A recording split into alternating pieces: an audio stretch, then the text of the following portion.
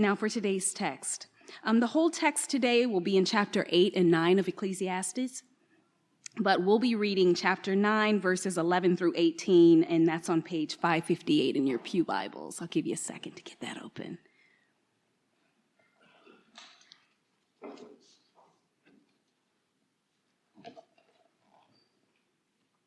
Again, I saw that under the sun, the race is not to the swift, nor the battle to the strong, nor bread to the wise, nor riches to the intelligent, nor favor to those with knowledge, but time and chance happen to them all.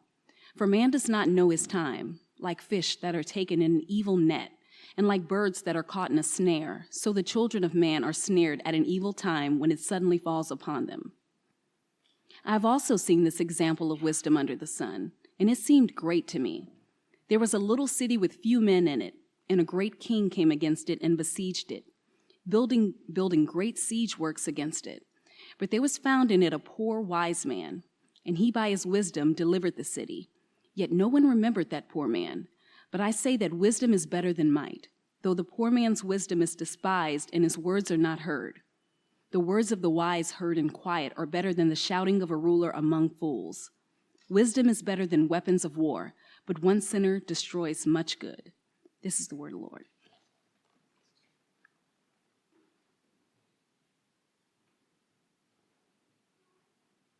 You know, life is really complicated. Life has so many layers. People have so many layers. And what you see on the outside of a person isn't always necessarily what they are at the core of their being, because we're all so shaped by circumstances in our life or situations in our life or bad relationships, terrible things happening at jobs, finances, health, all this sort of stuff that happens. And I tease about my daughters, but there's also just a very, very truth that's in the core of all that stuff in terms of I see how complicated. Oh man, one of them just walked in. I might have to change.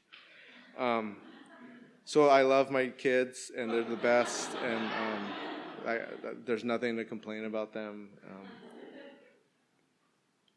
No, they're just so complicated. Each one has their own personality, and then to unfold, trying to get to who they are and who God created them to be.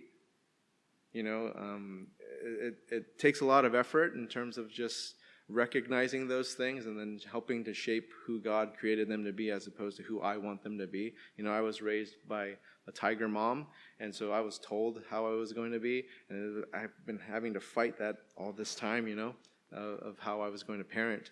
And so we look at Ecclesiastes this morning, and we realize that, people are really complicated, and keep in mind, this book was written thousands of years ago. And there are so many questions that we have answered over that time span.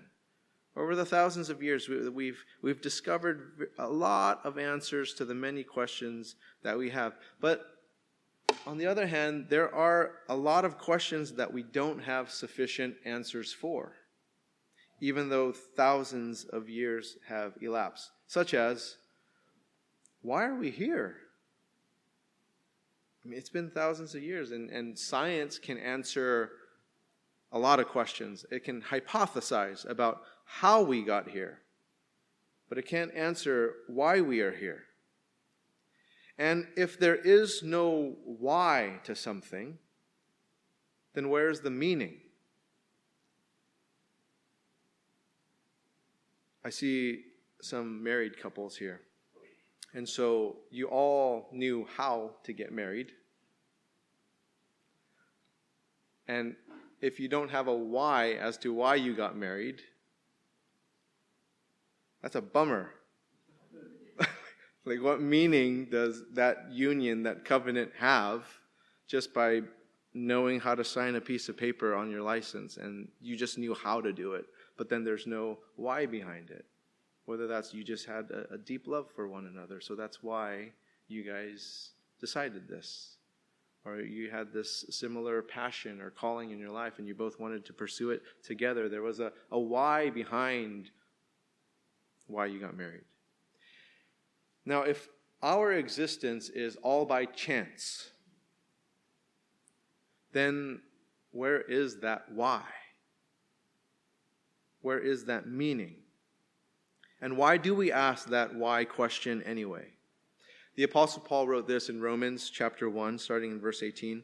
For the wrath of God is revealed from heaven against all ungodliness and unrighteousness of men, who by their unrighteousness suppress the truth. For what can be known about God is plain to them, because God has shown it to them. The Bible tells us that we're made in the image of God, that God has given us purpose, that he has put eternity in each one of us, and that each one of us has rebelled against him. And from that, we are unable to escape this question, why are we here? Now, we're looking at 2 chapters this morning, and we're going to just do like a really broad stroke, especially over chapter 8. And we'll look into chapter 9 a little bit more. But in chapter 8, this is essentially talking to us about how the future is unknown, that there's no way to predict it. It's unpredictable, and that's essentially what is there. Another thing that it's pointing out in chapter 8 is that life is not fair. One of the first questions that, or comments that I received from my kids was, "That's not fair." That's something, they don't do it as much anymore because I've kind of ingrained to them, like the very first time they brought it up, it's as soon as they can speak, so it's about like, or reason these things out. So it's about 3, 4, maybe even earlier, that they'll just say something like, "That's not fair." And so then I have to like just hold their face and just tell them, look them in the eyes and say like, "Honey, life is not fair." That's one of the first things you got to know about life. It's not fair. Where does this idea of fairness come from? Another thing that science can't quite explain. Well, we are moral beings. We have a morality inside of us. We have a moral philosophy within us that speaks to these whys of life to help bring meaning to things. And within each of us, this morality, we sense when there is an unfairness. We sense when there is an inequality, and we want to fight against it. We want to push back against it. And when we sense that things aren't fair, we know that it's off kilter, it's imbalanced. And so it's painfully obvious that life is not fair, because bad things happen to good people, good things happen to bad people. That's not fair. Verse 17, chapter 8. Then I saw all the work of God, that man cannot find out the work that is done under the sun. There's that term again. We'll look at that a little later. However much man may toil in seeking, he will not find it out. Even though a wise man claims to know, he cannot find it out. People are completely uncontrollable. They are completely unreliable. Another lesson that I've received, there's a dear man, he died several years ago by the name of Dallas Willard, and in one of the talks that I was attending, somebody asked him about children, like parenting, and the thing that he said, he's one of the greatest modern philosophers of our day, and he said, "I need to share this with you. You cannot control your kids. You can't control your kids." And I've kept that in my head, which has given me lots of consolation in different nights. But so people are unreliable, people are uncontrollable, yet there's this design within community that we all need each other. And yet we're so unreliable, so uncontrollable, but that community is so important, and that life is all about people and relationships, even though all of us are so messed up. And we're so messed up that we don't remember things, and we don't remember people for very long, and what they did and how they treated us, unless it's bad. But if it's a good thing, like how that just kind of fleets, like, that. And then there's this other side of that truth too, that we won't be remembered for very long, and the things that we've done won't be remembered for very long. Now keep that in the back of your head, because I want to bring up a very, very controversial subject now, and it's this thing called sin. And there are a lot of churches today that are afraid to talk about this topic, as well as other topics such as judgment and hell and sin. Those are words that churches are trying to stay away from because they're they raise up people's defensive walls. They don't want to bring those words out. So they'll substitute those words for things like, God will take away your shame, or God will take away your guilt, or God will take away your fear. And they'll start plugging in these symptoms, but they're not pointing out the cause of those things. And so I need to tell you that guilt, shame, fear, all these different things are symptoms. They are not the cause. It's kind of like diagnosing you with a fever or a cough or something. I'm not dealing with the actual thing that's causing all of that stuff. And in Ecclesiastes chapter 8 and 9, it is bringing the word sinner out 3 times. And it's not bringing out some other symptom like fear or shame or guilt. It is saying sin. Keep that in the back of your mind too. Kohelet, the preacher, the author of this book, is clearly writing that we don't know our future, that life is not fair, that we are unreliable, uncontrollable sinners. But here's the really, really, really crazy thing, is that we think that we can figure justice and equity out when we have all of that against us. We think that. And so there's this cycle of foolishness under the sun, meaning without God, right? Under the sun. Whenever you see that phrase, it's a code for without God. And so we have this cycle of foolishness under the sun where we have the same questions and we have the same answers and we continue bumping up against inequity, injustice, and we keep bumping up against this stuff. For thousands of years we've been bumping up against this stuff, and it is insane to think that we can figure this stuff out knowing that we have this all against us. The definition of insanity, or one of the definitions, is doing the same thing over and over and over again and expecting a different result. We have thousands of years of insanity. And that's what the world is doing. We're doing the same thing over and over again, expecting a different results. How many thousands of years have to pass us by to think that we can do something different? Because it's already been several thousand. It's just never going to have the right solutions of equity, of justice, without God under the sun. It's just not going to happen. Now let's take a look into chapter 9. But all this I laid to heart, examining it all, how the righteous and the wise and their deeds are in the hand of God, whether it is love or hate, man does not know. Both are before him. Again, the future is unknown. And just think about this. How did you end up where you are today?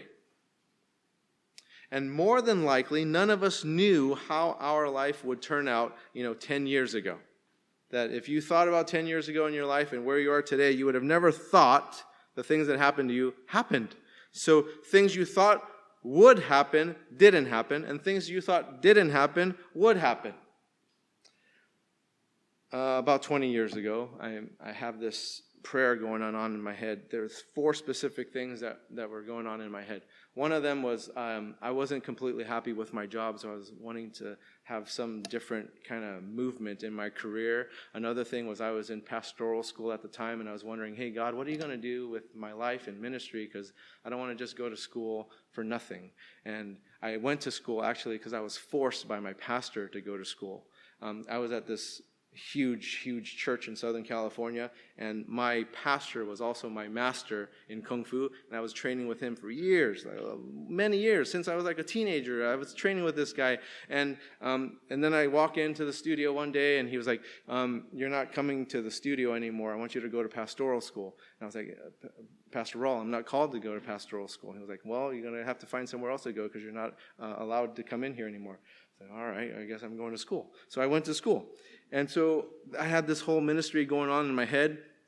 And then my parents were completely codependent on me because they needed my help financially. So some of you heard that story where me and my dad reconciled. after 8 years of not talking to him and being away from him, and he called me up out of the blue saying, hey, I'm going to be kicked out on the street if you don't move into my room with me. And I was like, what? And so I was in the bunk bed that I grew up in. He was on the top bunk and I was on the bottom bunk, and it was like the most strange thing. But anyway, God used that.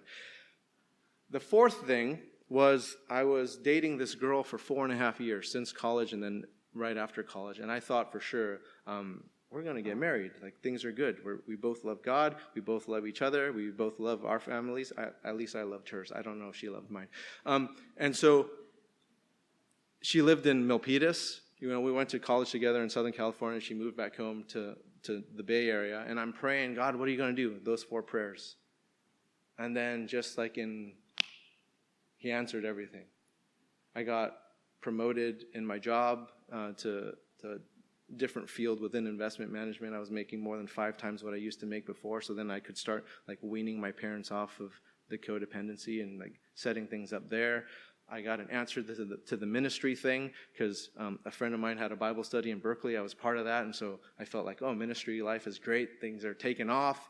And then, so those 3 things were answered, and then there was the 4th thing. God, you're bringing me to the Bay Area. Like, this is obvious. Of course we're getting married. So I'm going all over LA, the jewelry district and stuff, and shopping for diamonds and all this kind of stuff, and I buy this awesome ring. Ready to propose. Move up here, talking to her parents and getting ready to propose. And then God's like, no, you're going to break up with her. I was like, what? Things are good.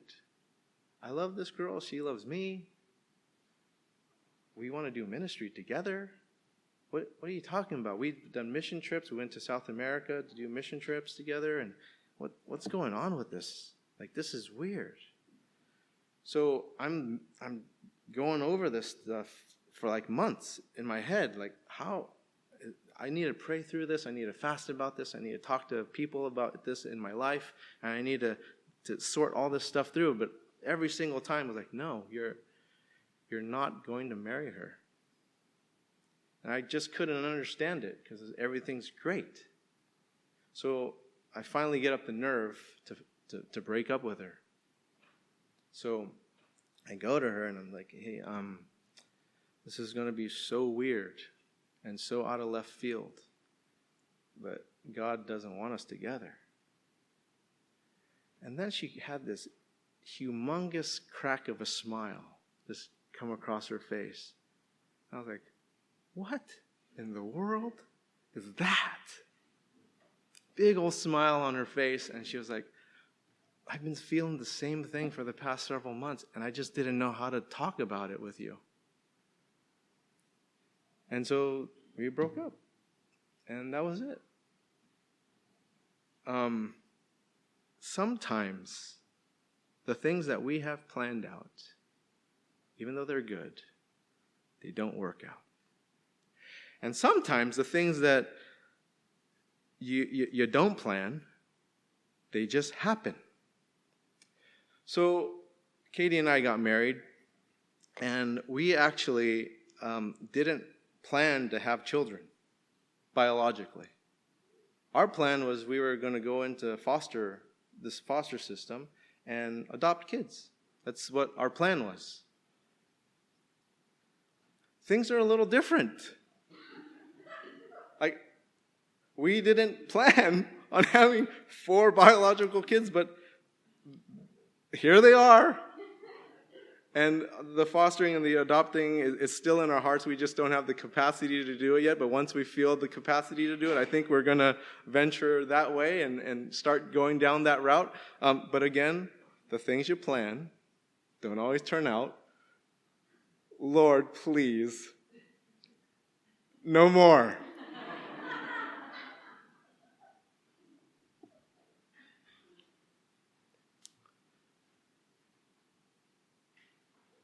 The person you're married to or thinking about marrying, the job that you have or think that you want, the school you go to or the school that you think you want to go to, so much of it is really unknown until you find yourself there. And then you kind of wonder, like, how in the world? Tomorrow is so unknown. Things change so fast with just a little bit of news. Aren't we all living that right now with Jane? Right? She, with her late stage cancer, and aren't we all we know this. We're living this. I was just talking to a friend and a neighbor of theirs. Her mother just suddenly died. And it was a complete freakish accident. Her mother actually was a triathlete, healthy, driving back from a triathlon. And a deer jumped through the windshield and hit her and killed her. We don't know tomorrow. You can be the healthiest person in the world, and you're gone. Just a few nights ago, I received a call from a loved one in my life, and she had to check herself into the ER because she had immense pain in her abdomen. She's fine now, but things changed so quickly for me that night. And I was up till like 4:30 in the morning just praying for her and getting updates and then checking in with the family and all this kind of stuff. See, nothing is for sure. Tomorrow is not guaranteed to turn out the way that we think it will turn out, let alone next week, next month. And most likely it'll be different than what you and I thought it would turn out to be. Why do things happen the way that they do? And oftentimes we just don't know. Why do good things happen to bad people and bad things happen to good people? It's a mysterious thing. Verse 2, it is the same for all, since the same event happens to the righteous and the wicked, to the good and the evil, to the clean and unclean, to him who sacrifices and him who does not sacrifice. As the good one is, so is the sinner, and he who swears is as he who shuns an oath. This is an evil in all that is done under the sun. This is an evil that is done without God. That the same event happens to all. Also, the hearts of the children of men are full of evil, and madness is in their hearts while they live, and after that they go to the dead. So you live your life without God, and then you all end up in the same place. Everyone dies. And we have some very, very serious flaws, so it's not a surprise that people can't see God for who he really is, because sin is a greater flaw than we could ever imagine. And one of the greatest misunderstandings we have about God is due to the fact that we think wrongly about him. So, people disbelieve God so that they can justify how they live and what they do that is contrary to living a faithful obedience to God. Verses 4 through 6. But he who is joined with all the living has hope. For a living dog is better than a dead lion. I actually really like that phrase. It's very, you can go talk to somebody. Living dog's better than a dead lion. When things are going. And like, what? Shh, be quiet. I'm going to use that to my kids sometime. Living dogs are better than a dead lion. Whatever, Dad. For the living know that they will die, but the dead know nothing. And they have no more reward, for the memory of them is forgotten. Again, under the sun. If this is what you believe, then this is it. Their love and their hate and their envy have already perished, and forever they have no more share in all that is done under the sun. Once you're gone, you are gone, if you're believing that you're doing life without God. You're gone, you're gone. Now here's something that all of us can agree with, whether you believe you in God or not believe in God. We all know that we end up dead. All of us. Now, if you don't know this, I'm letting you know now, you will end up dead. Another thing we all know is that the future is unknown. We can't explain why things happen the way that they do, and we can try, but then these explanations don't seem to be quite sufficient. Now, death is something that is actually helpful in a way, in that it helps us make sense of life. And because of this deadline, because of death, hopefully we can better appreciate life. And it makes things real in this reality that we face life and death. So why are we here? The Bible tells us that we are made by a Creator in His image who desires to know us and for us to know Him.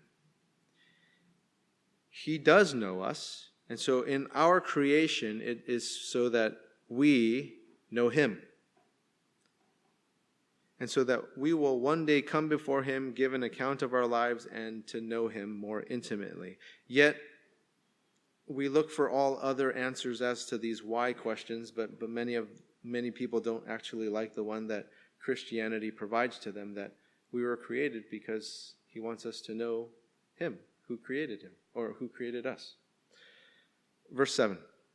Go, eat your bread with joy and drink your wine with a merry heart, for God has already approved what you do. Hey, this is sounding good. Right? This is finally good news in Ecclesiastes. Let your garments always be always white. Let not oil be lacking on your head. So in other words, look good and smell good. Right? Oil in your head, smell good, always looking white, looking sharp. Right? So eat, drink, be merry, look good, smell good. Enjoy life with the wife whom you love. This is where it changes. All the days of your vain life that He has given you under the sun. All the vain, which is really interesting, He, God, that gave you without God. It's kind of weird. It's a poetic kind of thing. Because that is your portion in life, and in your toil at which you toil under the sun. Whatever your hand finds to do, do it with your might, for there is no work or thought or knowledge or wisdom in Sheol, in hell, to which you are going. Whoa, wait. So verses 7 through 9.5, it seems like it's going in a pretty good direction. Like, yeah, this is good. This is pretty good. Until you get to 9.5, and it says, all the days of your vain life, and you're like, wait. And then that phrase, under the sun, right? When we come to that phrase, as we have many times in this study, we know that that is code for leaving God out. Without God. So you can just plug that phrase in there whenever you come into that term. And so the preacher essentially wrote, life is vain. It is meaningless under the sun. It's meaningless without God. When God's not part of it, it is a meaningless thing. So he starts out really, really good in verse 7. Eat, drink, be merry, look good, smell good, enjoy your life with your wife. And by the way, do all that with a meaningless life. Enjoy every pleasure that you can possibly enjoy because your days are numbered. And if there isn't a God, you might as well enjoy life to the fullest because you know what? That's all you get. Then you're dead. You might as well just live in the now. Get all you want. Because if death is at the end of everything, you might as well live it up. Again, I saw that under the sun the race is not to the swift, nor the battle to the strong, nor bread to the wise, nor riches to the intelligent, nor favor to those with knowledge, but time and chance happen to them all. Unpredictable, unknown, futures unknown. For man does not know his time. That poor woman did not know that was her time driving back home from a triathlon. Like fish that are taken in an evil net, and like birds that are caught in a snare, so the children of man are snared at an evil time when it suddenly falls upon them. I have also seen this example of wisdom under the sun, wisdom without God. And it seemed great to me.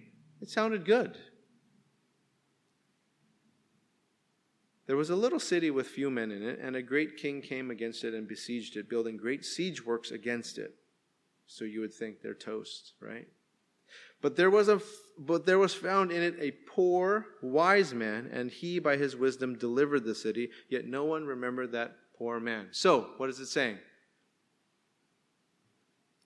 That poor, wise man inside the city saved the city. He did an amazing thing. He did things against all odds. All odds. came out victorious. But this is under the sun, right? This is without God. So this is what happens without God. You do a fantastic work, like saving a city. But the sad thing is, it's just a matter of time before everyone forgets. Because it's all temporary. And it's just moved on. So you and I don't know a lot of great things that have happened in human history because people have just forgotten to preserve it and they've just moved on. That's life under the sun. That's life without God. There is no everlasting value to it because what we do under the sun without God, it won't be remembered. Because life is not fair. But I say that wisdom is better than might. Though the poor man's wisdom is despised and his words are not heard, the words of the wise heard in quiet are better than the shouting of a ruler among fools. Wisdom is better than weapons of war, but one sinner destroys much good. All of this pointing to not knowing the future. Except we know that death awaits us. That one we know. That future we know. And rather than consider what happens beyond life here, we tend to focus on all the temporary things, all the temporary pleasures, and all the temporary living of life here, not realizing there's a deadline. Now, if you guys did realize that you were going to die in a month, you would probably live your life a lot different. If you knew your deadline, you live your life different. When you have a project due at work, when you have an exam coming up, you study, you work at getting something done. The deadline helps you appreciate life. Now, we all know that there's a deadline. We just don't know when that is. But how are you living your life now? Are you preparing for that time? You see, thousands and thousands of years have passed for humanity for us to figure some things out, to figure out justice, to figure out inequality. Yet here we are, full of injustice, full of inequality, still discontent, anxious, restless, still wrestling with things in our society that people wrestled with for thousands of years. Why is it that we are so self-reliant? That we think that we can provide all the answers when we don't even know our future except that you're going to die? Why do we think that? Why do we think this when we know that life is not fair? Why do we think this? And ultimately, things are meaningless because they are so temporary. We don't know our future. But if we know we are created in the image of God by God, and that we were made to be in relationship with Him, in communion with Him, celebrating in what we have here right now, makes so much more sense because God has an everlasting future for you and me. That it's not just a temporary thing. That we carry it into eternity, that He has planned eternity for us. And we know why we are here. To be in relationship with Him. For us to know Him more. To know His grace, His love, His mercy, His forgiveness for us. That through Jesus' death we can experience this everlasting life. It's not a temporary thing. And that we can live this life here more fully. Knowing that this is just our shell. We're just aliens coming through here. We're just sojourners coming through here. That this death thing is a temporary stop for us to keep moving into everlasting. The most obvious thing is in this world is that people are forgotten. People are not remembered. You are never forgotten by God. For everlasting, He knows you by name. He knows the very hairs on your head. He just wants you to realize who He is in exchange for that. To live in this loving relationship with Creator God. Let's pray. Heavenly Father, I want to specifically lift up people who are distant from you, who have walked away from you. We are moral beings, and we have a sense of conviction within us, but hopefully, God, this is more than just conviction. This is more than just receiving knowledge and a philosophy of life. That, God, this is indeed transforming us into your image. God, I also want to lift up those who don't know you at all, that haven't faithfully asked you, Jesus, to be reigning over their life, to experience something beyond this life into everlasting. And I pray, God, that any defensive walls that may have erected or any pride would be suppressed, and that there would be a courage and a boldness implanted in that person to have a posture towards walking towards you. That they would but submit just for a moment to experience your Holy Spirit filling their life, and that they would be changed. I ask that in complete faith, God, just hoping that it will happen. Because we know that the future is unknown and it's unsure except for death, and yet walking with you, not under the sun, but getting out of this cycle of foolishness,